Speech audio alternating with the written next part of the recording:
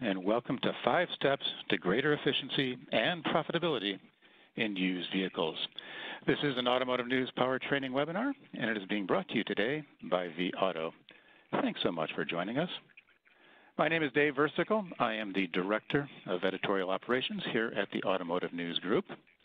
And before we get to our speaker, let me outline a few steps to give you a better webinar experience. First, we encourage you to ask questions. Just type them into the Q&A box on the left side of your webinar window. Hit submit, and I'm going to steer as many questions as I can to our speaker at the end of this hour. If you want to make the slides bigger, just grab the frame with your mouse and pull it to the desired size. And to download, click on the folder icon at the bottom of your console. Today's speaker is Randy Kobat. Randy is a Senior VP at Cox Automotive. He oversees Cox's vAuto and HomeNet automotive units. And before his Cox days, he earned some of his auto retail stripes at companies like CDK, Service Repair Solutions, and Trilogy Enterprises. He has been a business lecturer at a couple of Big Ten schools. And in addition to holding an MBA, he has an undergrad degree in chemistry of all things. So Randy, with that, why don't you share your formula for used car success with us? Thanks very much, Dave. So we only have an hour, so I think we'll jump right in. I think the first thing that's important to remember is that, we've had a pretty bullish run for the last 8 consecutive years on the used car side with volume going up and the average price going up as well. And the other thing that's pretty exciting from a good news perspective in 2018 is that the shift away from mid-sized cars to crossovers and SUVs and trucks is beginning to show up in the used car market. So there's some really good news on the horizon for 2018. We're going to have a better mix of available inventory, more in-demand off-lease and SUV trucks. In fact, the off-lease volume in 2018 is expected to increase by almost 300,000 vehicles compared to 2017. So that's good news for us as well. And we're expected to sell 500,000 more used cars in 2018 versus 2017. So we're continuing to grow from a market perspective. But everything good must come to an end, and so there's some not so good news things to look for in 2018 as well. We've seen wholesale prices in our Mannheim unit at Cox Automotive. They've dropped for the 3rd straight month. So as the wholesale prices are dropping, that's leading to more volatility in the pricing. And then when you compound that with off-lease volume increasing, we're seeing that increase, the volatility increase. And as we've seen, margin compression has really been something that's been happening for a number of years, and gross margins have compressed by nearly 30% over the past 5 years. But beyond volatility in pricing and margin compressions, a lot of us realize that new vehicle sales will be slower in 2018 compared to last year. And, the clients that we talk to at vAuto have really set goals to grow their sales on the used side by 5% to 10% this year. But with the market only expected to grow 1%, the stage is really set for far stiffer competition for acquiring and retailing used vehicles in 2018. And we see that you're feeling it. The Cox Automotive Dealer Sentiment Index at the end of 2017 showed that more dealers felt market conditions were currently weak relative to those that thought it was strong. So one of the things that we're really interested in is some feedback from the people today attending the webinar. So we'd like to ask that you respond to this poll question. What best describes your dealership's 2018 goals for used vehicles this year? So if you could respond to that, that'd be great, and we'll give you just a little bit to respond.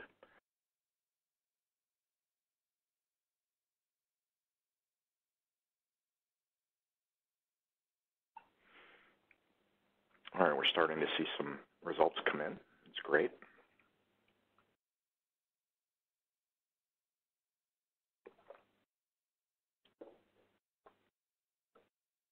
Wait just a few more seconds here.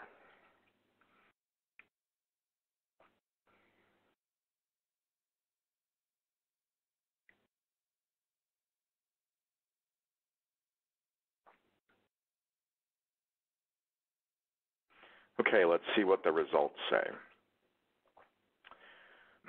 So 3% of you attending today say that you're expected to sell less than last year, 7% the same as last year.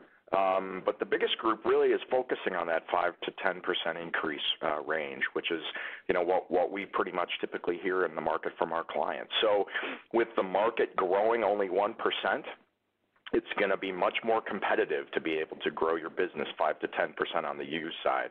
And so one of the things that we're really focused on to help help improve our clients' business is really focused on operating efficiencies. There was an article in the Harvard Business Review called "Why Do We Undervalue Competent Management?" And it really kind of tackled the conventional wisdom that most of us believe, which is you really can't compete on better management processes because they're easily copied. And really that operational excellence is table stakes in a highly competitive market. But what the data shows is that there's really 3 problems with that conventional wisdom. Effective management processes are really highly correlated with the measures of success that we typically look at, especially in our business. Difference in process quality from one firm to another typically lasts for a long time, and they're hard to change. And there's very little evidence that best-in-class processes can be imitated. So you really have to be committed to excellence in order to make processes improve in your dealership. The best software in the world isn't going to solve this. It's really how you manage the business. So the implications to this research that I saw in the Harvard Business Review was that neither great leadership nor brilliant strategy matters without operational excellence. And competition, highly competitive markets, creates a strong incentive to reduce these inefficiencies.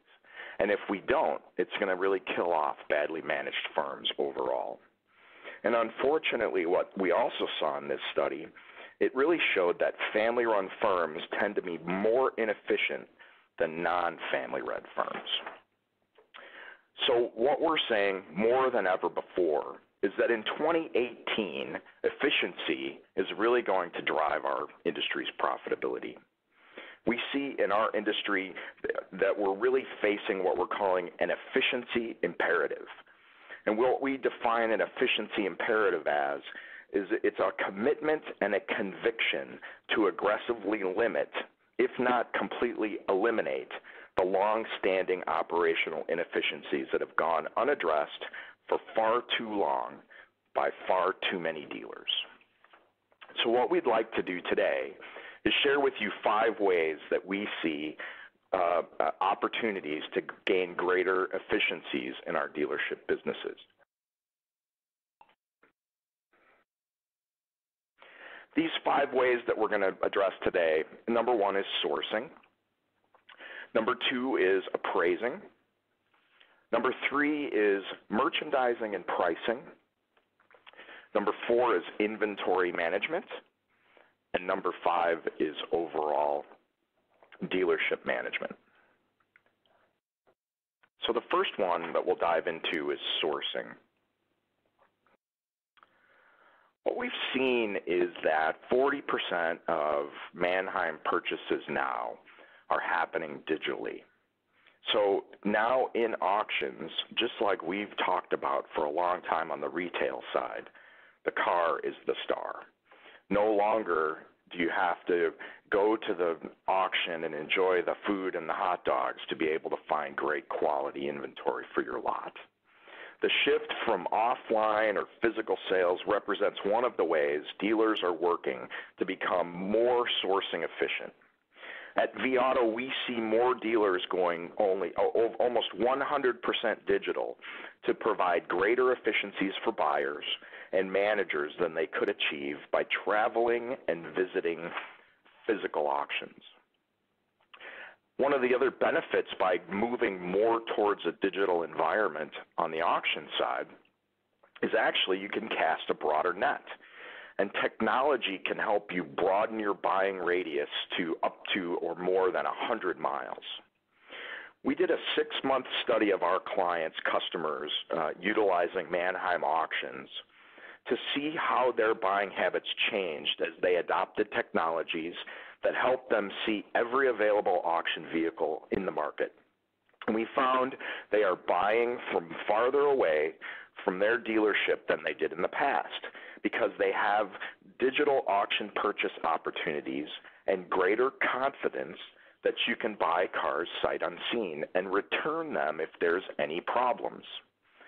One of the things that we see is that if you account for transportation as part of my total cost up front and you base your purchases on market demand, I can still see and will make my target front-end gross even if it comes from farther away. So who really cares where the car comes from if I can still make my targeted front-end gross? What we also see is a wave of efficiency in auction sourcing coming from additional technology. There will be ways to automate the buying process. Big data tools will know your buying preferences and find and assess the vehicles for you. All you need to do is say yes or no. If yes, the next time you see the vehicle, it'll be when it's delivered to your dealership. And we really see a lot of efficiencies coming from tools like this. The next area that we would help our clients focus on is in appraising. Appraising efficiencies will become more critical this year as dealers hope to increase the percentage of trade-ins they keep in retail as part of their efforts to maximize used vehicle profitability. And we all know that your best inventory comes from trade-ins.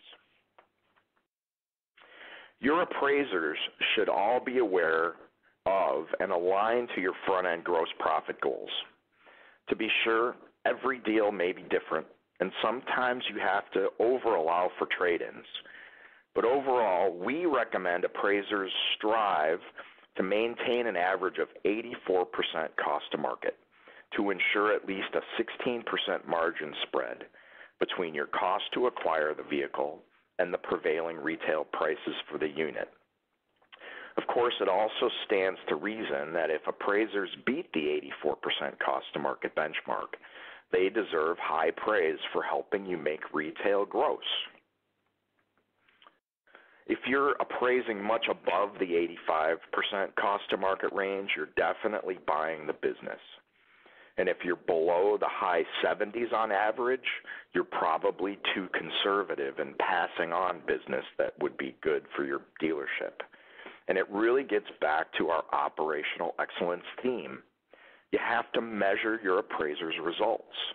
If we look at the cost to market and a good look to book ratio, which we think a solid average is 33%, and if you really get great results like 45 to 50%, providing that you're within cost to market, you're doing really well.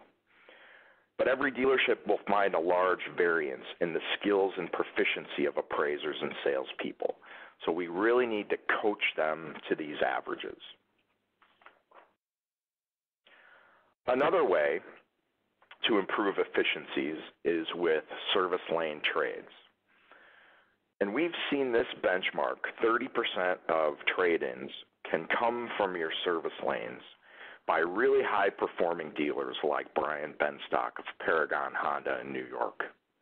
If that seems like a tall order, I encourage you to simply do more of what you're already doing. If you get 5% of your trade-ins from the service lane, see what you can do to make it 10%. Another way that we can help from an appraisal efficiencies perspective is to take a broader view of your market with enterprise-level decision-making.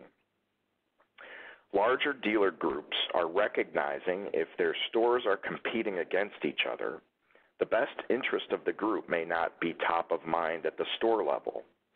We're seeing more groups shift to centralized appraising, just as some have done with acquisitions and pricing. This helps them drive more appraising consistency and efficiency and ensures individual stores aren't bypassing vehicles that may work perfectly well at a sister store. The third way that we're seeing opportunities to improve efficiencies in the marketplace is through merchandising and pricing. So we all know the clock is ticking, and the average dealer lists a car on day 5 after acquisition. And what we really encourage our clients to do is aim for that first day to get that car listed online. And these results come from a study that we did with some of our clients using some of our newer technology, which helps them syndicate auction photos so that they can initially market the purchased units and let customers know that you own that vehicle and it's for sale. That initial 4-day advantage also translates to faster sales and better gross profits because units tend to retail when they're fresh versus after they've been sitting on your lot. There is definitely a trend among dealers to pay greater attention to their pricing at more frequent intervals. Whereas our clients might have looked at vehicles every 15 days in the past, some are doing it twice as frequently to ensure their pricing reflects the market and isn't a factor if a vehicle is not performing as well as you'd expect. So one of the things that we're interested in understanding from the attendees today is just that. What are your current intervals for reviewing and adjusting your used vehicle prices? So we'll let you guys respond to that, and we'll see how the group is thinking.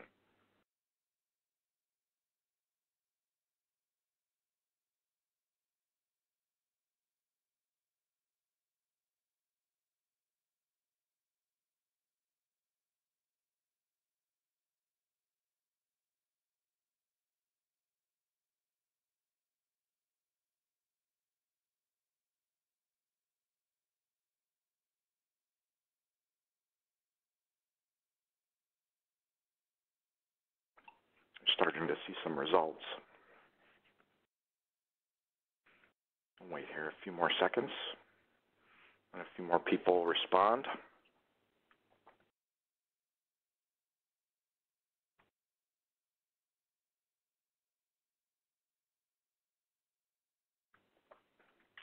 All right, great.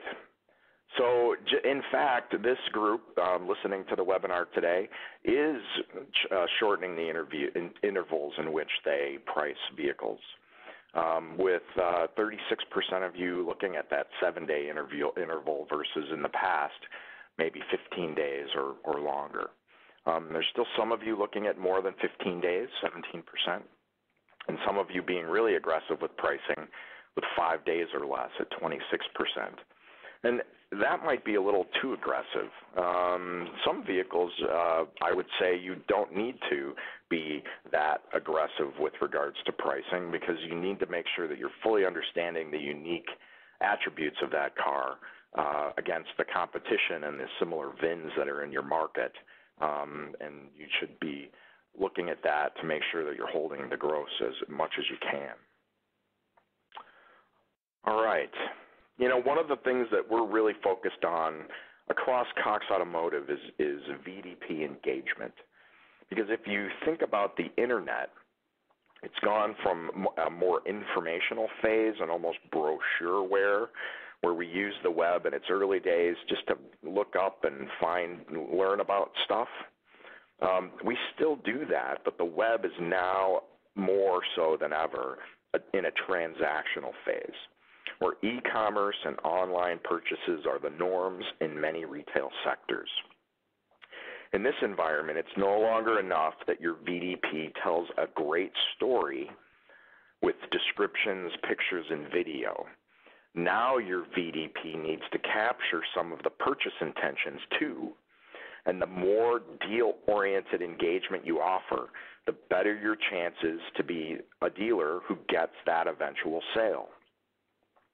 Digital retailing is coming to our market, so we can either get Amazoned or we can embrace it and really help make our dealership stand out online and start the process online before the consumer shows up at your store. The next area of efficiencies that we see is in inventory management.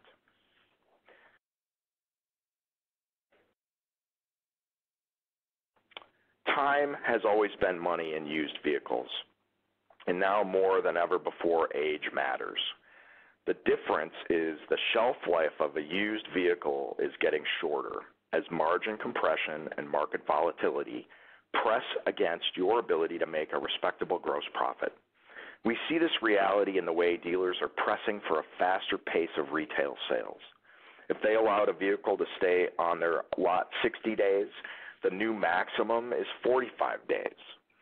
We're also seeing some dealers make 30 days the new 45, all part of the ever-present need to become more efficient retailers in order to maximize profitability. We really believe that dealers should strive to retail 50% of their inventory in less than 30 days and the remainder within 45 days. And we know these benchmarks aren't easy to achieve, but doing so helps you focus on acquiring the right vehicles, pricing them right, and retailing them quickly before market volatility and depreciation really sap your return on investment potential. We also know when it comes to managing your inventory, there's huge inefficiencies in the reconditioning process. We have to improve the velocity of our reconditioning processes to be able to make these faster turns possible. One of the things that we ask our clients is, when was the last time you asked for a lower price from your detail shop, for example? And do you hold them accountable for getting their work done in a timely manner? More often than not, the answers that we hear is no to both. And it's really a black hole that our cars can fall into when we don't really know in what stage our cars are from a reconditioning perspective. And that's the fastest opportunity we see to try to get these cars retailed faster. Another thing that we see is the ability to identify aged inventory across your entire enterprise and the opportunity to relocate it base those decisions on market day supply and profit. Just as some dealer groups have gone to centralized appraising, as I mentioned earlier, they're making a more concerted effort to make sure every car they own is in the right place at the right time to maximize their retail profit potential. Dealers are using technology and tools that provide an enterprise-wide view of their inventory and use market day supply and profit comparisons to identify instances when a vehicle makes more sense at a different location.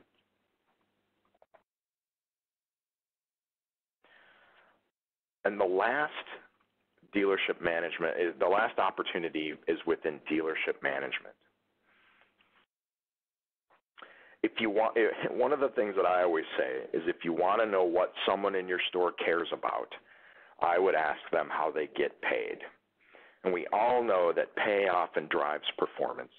As dealers strive to become more efficient, their desire for greater efficiency shows up in pay plans. We've seen dealers adopt stricter pay plans that hold used vehicle managers accountable for how fast they turn vehicles and penalties for bringing onto the lot retail losers.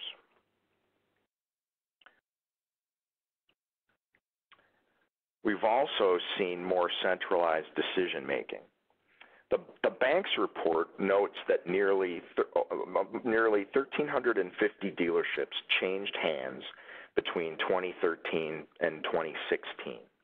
And through this period, the total number of dealer rooftops has remained relatively stable, but the total number of owners has declined. So as we see this continued consolidation happen, I think enterprise-level efficiencies is really going to be critical for dealer groups in the future. As many dealer principals recognize, if each store is doing its own thing, the group is probably not maximizing its retail and profit potential, and certainly not creating any efficiencies or operational excellence at any of the stores. And another thing that we see with overall dealership management is automated decision making. I know at my house, I don't even have to get out of the chair to turn on a light or the TV. It's voice activated. Similar technology is on its way to dealerships, and I think it'll offer a big step forward in terms of management efficiency, as dealers can effectively make decisions without all the investigative work required today and apply themselves to other tasks that are more likely to lead to improved financial results for themselves and the various departments in the store. So it's really an opportunity to free up your best people to do better things with their time and lean on technology for more time-consuming tasks.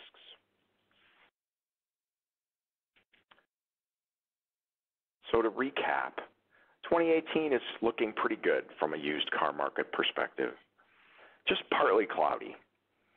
Margin pressure is on, and that's something that we've been dealing with for a number of years in our industry.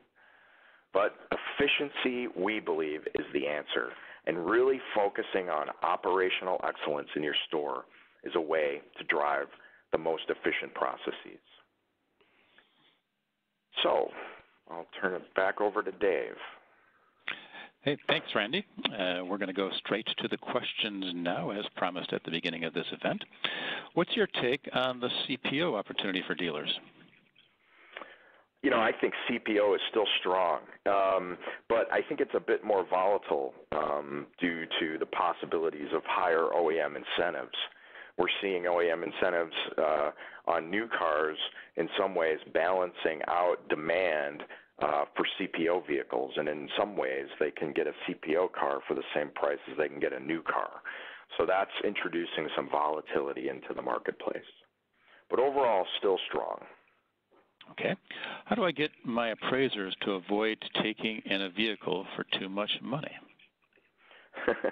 That's a great question, and I think it goes back to one of the things that I mentioned earlier is, you know, being able to assess how each one of your appraisers is looking at each of the cars and measuring that cost to market as well as look to book ratios that you set for your store and holding them accountable to those and reviewing the work that they're doing. Okay. What's the easiest way to get to 45 days and out? Do we just wholesale everything? No, I think it goes back to great photos, great descriptions, doing a great job of merchandising and pricing those cars to market. You know, I don't think that you need to wholesale everything in order to get to 45 days. We have our clients managing their inventory, many of them within 30 days. So we know it's possible. Okay. What is a good average gross profit? You know, it's hard to say what a good average gross profit is because it really depends on the market that you're operating in. So, you know, we see a variety of gross profit in used vehicles. Some of our clients are happy, you know, with $1,500. Some are more happy with $2,000 or above.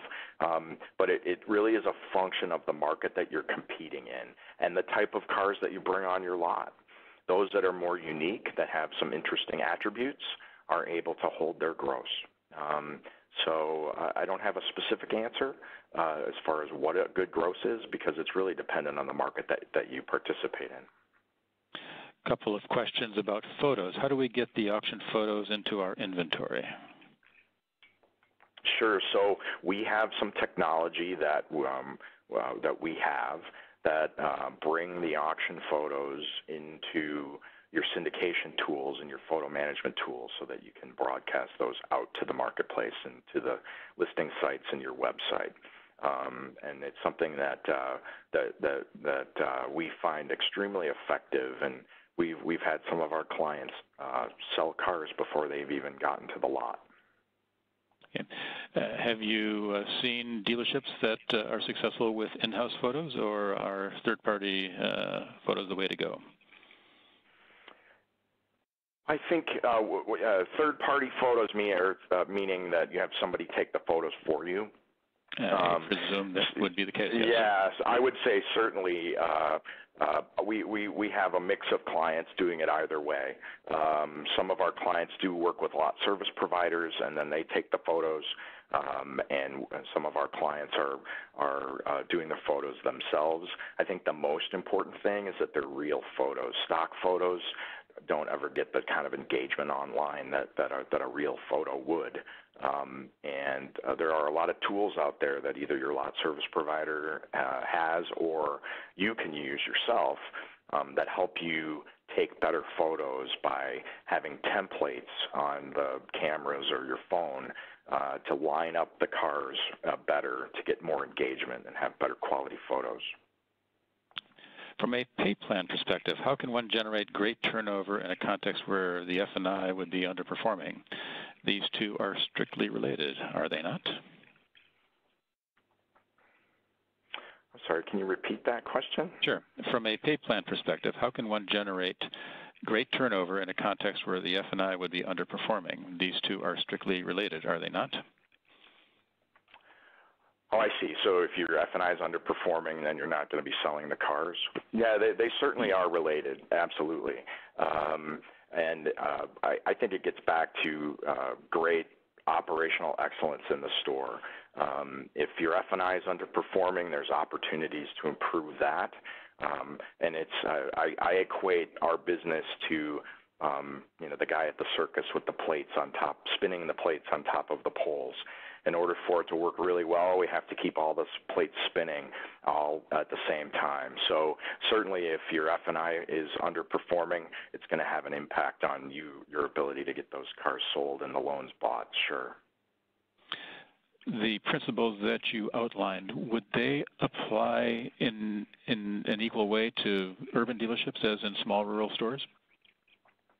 We do see these principles be highly effective in urban stores as well as smaller rural stores, without a doubt. I think one of the things that surprises our clients that are in more rural areas is the geography within which they compete. The rural stores many times have people shopping from all over. One of the things that we found interesting was a store in North Dakota knew that they competed against the similar franchise stores in the Minneapolis area, just because if they have the right car, people are willing to drive and get the car that they want to buy. Question about social media. Have networks like YouTube and Facebook and Instagram, et cetera, have had any impact on increasing sales? We see that they do. We think one of the trends in merchandising that's really something to pay attention to is the personalization of your merchandising and your marketing online. And that personalization really comes to the forefront in things like Facebook and social media. Getting the car that the consumer is interested in front of them in a more personalized way, rather than having the consumer have to go to static websites, we think is really a trend that is picking up steam. So yeah, we think social media, YouTube, Facebook is really something to pay attention to. What are some of the best practices for efficiency that you could cite when it comes to paid marketing and promotion of used cars? Efficiencies in paid marketing. I think it goes back to what I just mentioned on the personalization side. There are still a lot of people that will proactively go to listing sites to look for the kind of car that they want to buy, and it's a very powerful tool. We've seen some of our clients augment that and enhance that with some personalized targeted marketing efforts as well, that has really allowed that type of inventory that those consumers were interested in follow them through the web regardless of where they then search off to after they've looked at a listing site. And so we've seen those type of more personalized targeted marketing dollars be pretty efficient and effective, in addition to, first getting that consumer interested through the listing sites. We currently run either side of 60% look to book, and I'm trying to reach 65% on a more consistent basis to take the pressure off of purchases. Okay, well, no, I've lost the train of thought here. That is why I asked the previous question about a target percentage to acquire. I kind of lost the meaning of that question 3/4 of the way through it, but does that work for you? Well, as I mentioned, I think getting that high in look to book, if you're keeping track of every appraisal, you might be too aggressive. So I would just be cautious. That's a pretty high look to book number, especially if you're keeping track of every appraisal. I think, as I mentioned, we think 33% is a pretty solid average. 45 to 50% is great, providing that you're within that cost to market ratio of 84%. Okay. Speaking of percentages, do you think 8% in B2B is a good margin? 8%, sure, that would be a great margin. I think so, yeah, absolutely. Okay. Back to pictures. Why put pictures on the first day when the customer shows up and the vehicle's priced at the highest price and the worst condition?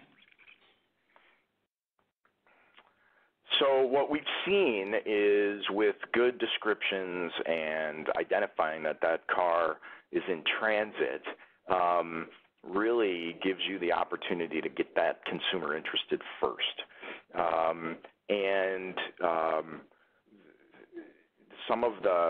You can choose which photos that you want to display from the auction. You don't have to show them all.